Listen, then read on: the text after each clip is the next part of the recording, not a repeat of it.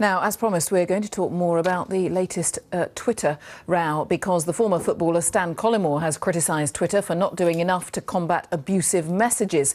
All of this coming after he received death threats and racist abuse on the social networking site.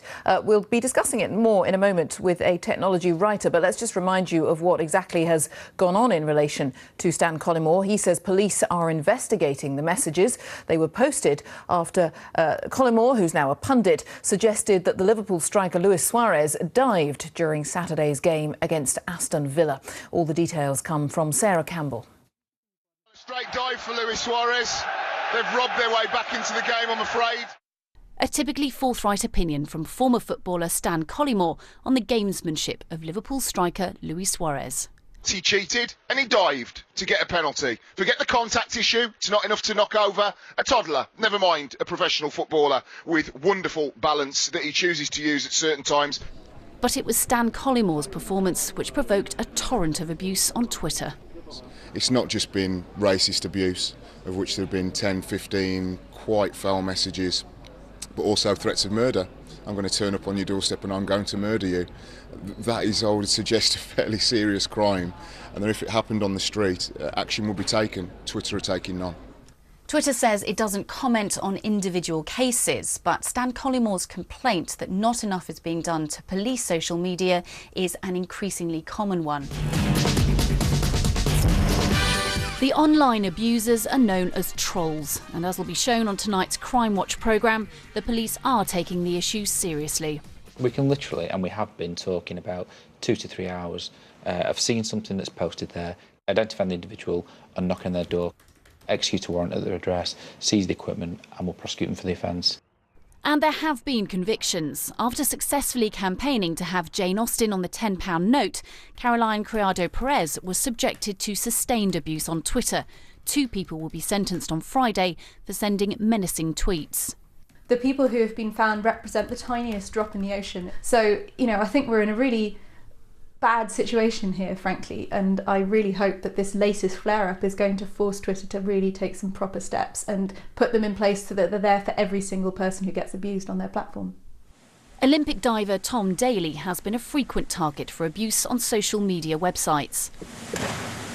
For me, whenever I've had problems with Twitter, it's been sorted out pretty quickly. So I don't know what Twitter are doing behind the scenes, so I can't really comment on that. But I know that any experiences that I've had have been sorted pretty quickly. Tweeting abuse is contrary to Twitter's rules, and the police in Staffordshire say they're liaising with the social media company following Stan Collymore's complaint. Sarah Campbell, BBC News. Well, let's discuss the broader issues raised by this. With me is the technology writer Vicky Beeching, whose current academic research, in fact, hugely pertinent, Vicky, hello to you, is all about, as I understand it, the way the internet affects morality. Yes. That's a huge debate. In terms of the initial issue today, is it still very, very complicated? Are we still actually in a situation where, Stan Collymore says he feels the police have reacted really well, but actually it's still a hard nut to crack. No one quite knows how to deal with it. They don't, and it's so important that we remember that this technology is in its infancy, that this is really, really early days. We can forget that, some years back we didn't even imagine social media could exist, and we're kind of hitting up against the early initial problems, and we need to remember this is so new that organisations like Twitter are doing the best they can. Yes, there will be problems, there will be moments when we feel like they've disappointed us, but actually they're also providing us with a fantastic amount of opportunity. So it's not fair for us to kind of damn them and point the blame at them, because we're all learning together. Yes, that's true. Is it the anonymity that's a problem? Because someone who is extraordinarily offensive to man or woman on Twitter is doing something that probably, in the vast majority of cases, they wouldn't do face-to-face. You wouldn't walk up to a stranger in the street and yell abuse at them. You wouldn't. Broadly. Some of my research looks at concrete consequences. So if I'm rude to you here, I see your reaction. If I'm rude to you behind a screen, that's taken away. So it does take away some of that concrete social kind of response. But one of the other things I would say is anonymity in itself is not a bad thing.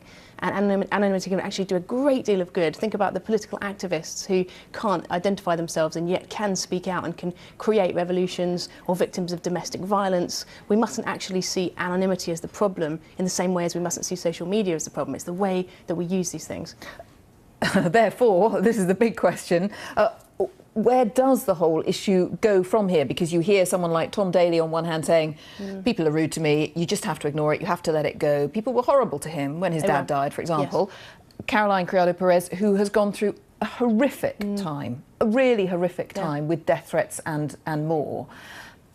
I don't quite know where we go with that. It's very, very difficult, and I don't think that praising the tool and the possibilities that it has for good in any way should diminish the abuse. I've been on the receiving end of also death and rape threats, and I know how horrendous it is. But at the same time, I would just say let's keep a balanced perspective that, along with the bad, there is much good. We're learning together. You know, the law, the police, Twitter are doing the best they can, and it will get better. But for the meantime, I think we just need to just keep that balanced perspective. Remember that it has equal positive and negative potential.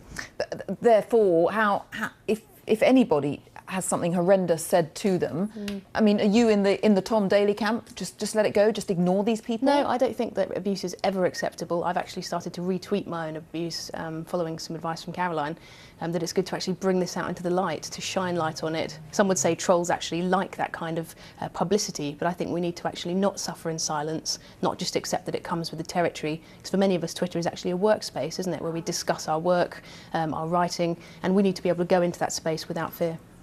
So interesting. We could discuss it for an hour. Sadly, we can't, but we will again, I'm quite sure. Vicky Beeching, thanks very much for now. Thank you.